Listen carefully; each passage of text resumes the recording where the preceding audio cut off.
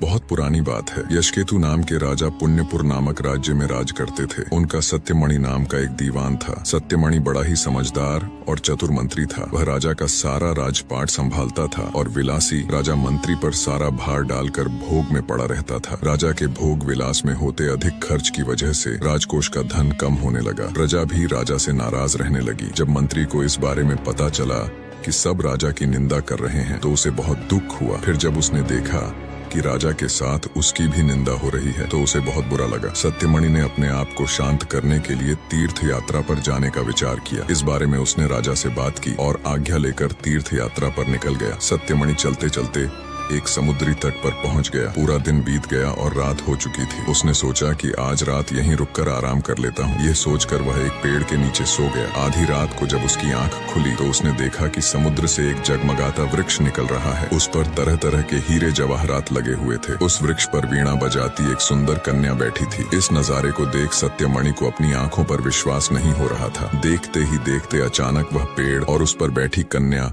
गायब हो गई। यह सब देखकर वह हक्का बक्का रह गया और उल्टे पांव अपने नगर की ओर दौड़ पड़ा। जब वह राज्य पहुंचा तो उसने देखा कि उसकी अनुपस्थिति की वजह से राजा के सारे लोभ छूट गए हैं। उसने राजा को पूरा किस्सा सुनाया। दीवान की यह बात सुनकर राजा के मन में उस कन्या को पाने की लालसा पैदा हो गई। उसने सारा राज्य दीवान के भरोसे छोड़ दिया और खुद साधु के भेष में उस समुद्री तट पर जा पहुंचा। जब रात हुई तो राजा को भी वह हीरे मोती से जड़ा वृक्ष दिखा। वह कन्या अब भी उस वृक्ष पर बैठी हुई थी। राजा तैरता हुआ उस कन्या के पास जा पहुंचा और उसे अपना परिचय दिया। फिर उसने कन्या से उसके बारे में पूछा। कन्या ने कहा, मेरा नाम मृगांकवती है और मैं राजा गंधर्व विद्याधर की पुत्री हूँ। फिर राजा ने उसके सामने विवाह का प्रस्ताव रखा और कन्या ने कहा, आप जैसे महान राजा की रानी बनकर मेरा जीवन सफल हो जाएगा, लेकिन मेरी एक शर्त है। मैं हर कृष्ण पक्ष और शुक्ल पक्ष की चतुर्थी और अष्टमी को एक राक्षस के पास जाती हूँ जो मुझे निगल लेता है। आपको उस राक्षस को खत्म करना होगा। राजा यशकेतु ने तुरंत यह शर्त मान ली। इसके बाद शुक्ल पक्ष की चतुर्थी आई तो मृगांकवती रात को बाहर निकली। उसके साथ राजा भी गया और छुपकर उस राक्षस का इंतजार करने लगा। कुछ देर बाद राक्षस वहां आया और कन्या को निगल गया। यह देखकर राजा ने राक्षस पर हमला किया और अपनी तलवार से उसका पेट चीरकर मृगांकवती को जीवित बाहर निकाल लिया।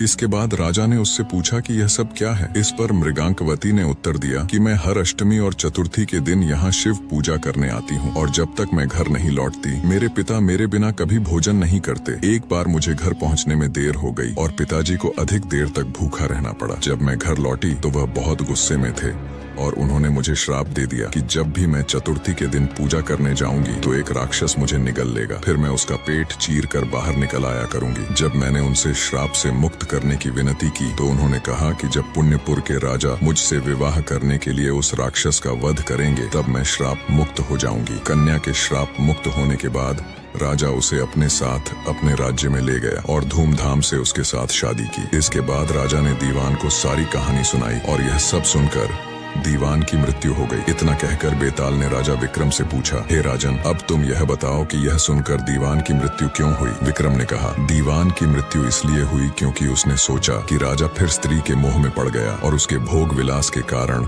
राज्य की दशा फिर से खराब हो जाएगी। उस कन्या के बारे में राजा को न बताना ही बेहतर था। इस चिंता में दीवान की मृत्यु हो गई। राजा विक्रमादित्य का इतना कहना था कि बेताल फिर उसी पेड़ पर जा लटका। राजा वापस गया और बेताल को लेकर चल दिया। तभी बेताल ने 17वीं कहानी सुनानी शुरू की।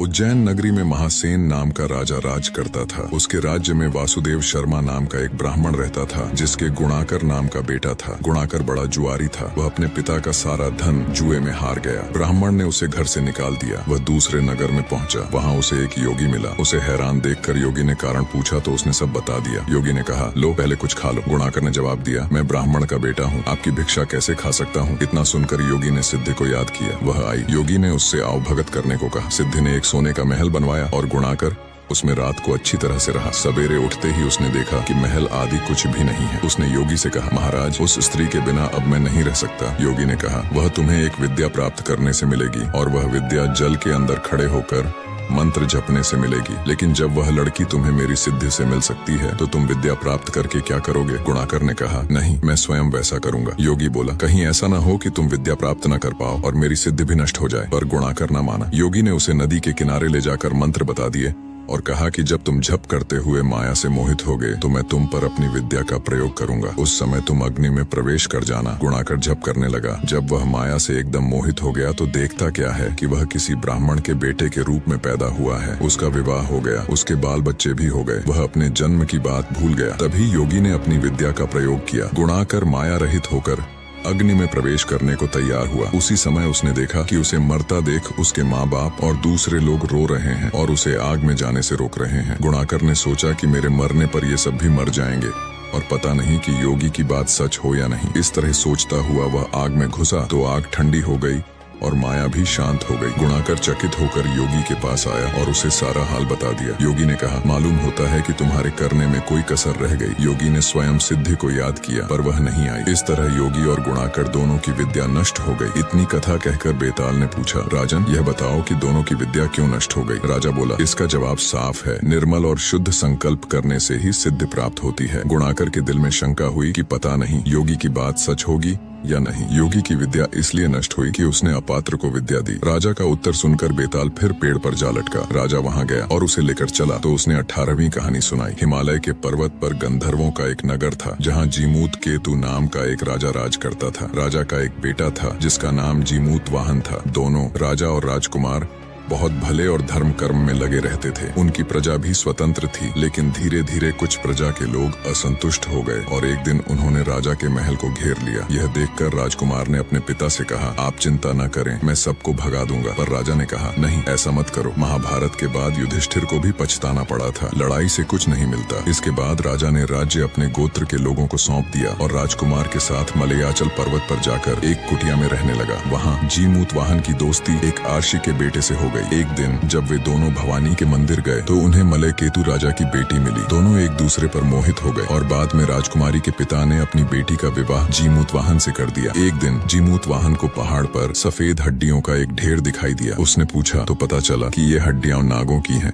जिन्हें गरुड़ खा जाता है। उसी समय उसे एक बूढ़ी औरत रोती हुई दिखी। जीमूत वाहन ने कारण पूछा तो उसने बताया कि आज उसके बेटे शंखचूड़ की बारी है और गरुड़ उसे खा जाएगा। जीमूत वाहन ने कहा, माँ तुम चिंता मत करो, मैं उसकी जगह गरुड़ के सामने जाऊंगा। बूढ़ी औरत ने बहुत मना किया, लेकिन जीमूत वाहन अपनी बात पर अड़िग रहा। जब गरुड़ आया तो जीमूत वाहन को चोंच में पकड़कर ले गया। रास्ते में राजकुमार का बाजूबंद गिर पड़ा जिस पर राजा का नाम लिखा था। राजकुमारी ने बाजूबंद देखा और वह बेहोश हो गई। होश आने पर उसने राजा और रानी को सारी बात बताई और वे दुखी होकर जीमूत वाहन को ढूंढने निकल पड़े। इसी बीच शंखचूड़ नाग ने गरुड़ को पुकारा और कहा, हे गरुड़ उसे छोड़ दो, मेरी बारी थी, मैं तुम्हारे सामने आऊंगा। गरुड़ ने जीमूत वाहन से पूछा, तुम अपनी जान क्यों दे रहे हो? जीमूत वाहन ने उत्तर दिया, उत्तम पुरुषों का कर्तव्य है कि वे दूसरों की मदद करें। यह सुनकर गरुड़ बहुत प्रसन्न हुआ और उसने जीमूत वाहन से वरदान मांगने को कहा। जीमूत वाहन ने सभी नागों की जान बचाने का अनुरोध किया और गरुड़ ने उसकी यह इच्छा पूरी की। इसके बाद गरुड़ ने कहा, तुम्हें तुम्हारा राज्य भी वापस मिल जाएगा। इस तरह जीमूत वाहन अपने नगर लौट आया और लोगों ने फिर से उसके पिता को राजा बना दिया। कहानी खत्म करने के बाद बेताल ने राजा से पूछा, इसमें सबसे बड़ा काम किसने किया? राजा ने उत्तर दिया, शंखचूड़ ने। बेताल ने पूछा, क्यों? राजा ने समझाया, जीमूत वाहन तो क्षत्रिय था, उसे प्राण देने की आदत थी, लेकिन शंखचूड़ ने जो बिना किसी आदत के